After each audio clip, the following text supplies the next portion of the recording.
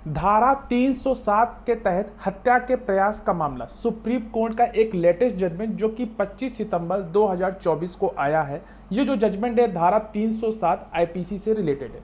नमस्कार दोस्तों, स्वागत है आपका हमारे चैनल पे, जहां हम आपको कानून से जुड़े महत्वपूर्ण मुद्दों पे जानकारी देते हैं। आज का विषय है धारा 307 जो कि हत्या के प्रयास के तहत सुप्रीम कोर्ट का एक हालिया महत्वपूर्ण निर्णय है। क्या इस मामले की पूरी कहानी और कोर्ट ने क्या फैसला सुनाया, चलिए इसे विस्तार से समझते हैं। धारा 307 के बारे में जानकर सबसे पहले जानते हैं कि भारतीय दंड संहिता की धारा 307 क्या कहती है। धारा 307 हत्या के प्रयास से संबंधित है। इस धारा के तहत अगर कोई व्यक्ति किसी को मारने के इरादे से हमला करता है, यदि उस व्यक्ति की मौत हो जाती है तो वह हत्या का दोषी होता है, तो उसे हत्या के प्रयास के तहत सजा दी जा सकती है। इसमें अधिकतम 10 साल की सजा और जुर्माना हो सकता है। मामले की जो पृष्ठभूमि है वो क्या है, अब बात करते हैं इस मामले की। इस मामले में जो मध्य प्रदेश से वो जुड़ा हुआ है, इस केस में जो शिकायतकर्ता ने आरोप लगाया कि कुछ लोगों ने उनके साथ मारपीट की और उनका गला दबाने की कोशिश की।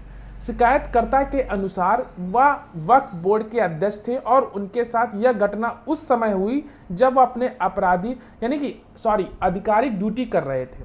मेडिकल रिपोर्ट और अदालत का यह फैसला है कि इस घटना के बाद शिकायतकर्ता को अस्पताल में भर्ती कराया गया और मेडिकल रिपोर्ट के अनुसार उनके गले पे चोट थी, लेकिन यह स्पष्ट नहीं था कि यह चोट जानलेवा हो सकती थी या नहीं।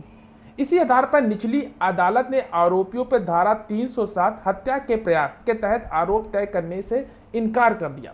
इसके बाद यह मामला उच्च न्यायालय तक पहुंचा, जहां अदालत ने निचली अदालत के फैसले को भी बरकरार रखा। सुप्रीम कोर्ट का क्या फैसला रहा।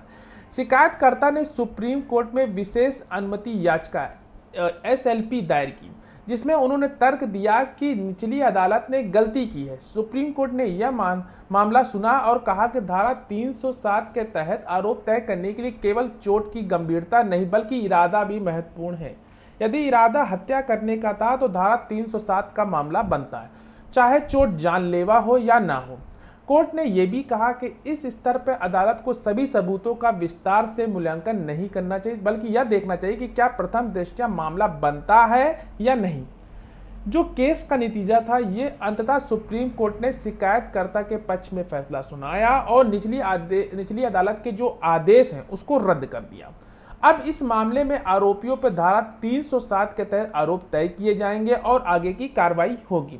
तो ओवरऑल जो कंक्लूजन दोस्तों ये निकला कि यह जो धारा है 307 से जुड़ा एक महत्वपूर्ण मामला। इस केस में यह साफ होता है कि किसी भी अपराध के लिए इरादा कितना महत्वपूर्ण होता है और सिर्फ चोट की गंभीरता नहीं बल्कि इरादा भी ध्यान में रखा जाना चाहिए।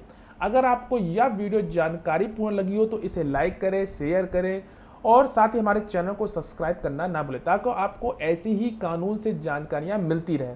साथ ही साथ इस जजमेंट का जो केस टाइटल वो मैं डिस्क्रिप्शन बॉक्स में दे दूंगा, आप जाके इस जजमेंट को पढ़िएगा। और कोई भी क्वेरी हो तो आप कमेंट बॉक्स में जरूर पूछ सकते हैं, या किसी केस से कोई भी क्वेरी हो तो डायरेक्ट हमारे नंबर पे कॉल करके भी आप बात कर सकते हैं। मिलते हैं एक नेक्स्ट वीडियो में, तब तक के लिए धन्यवाद।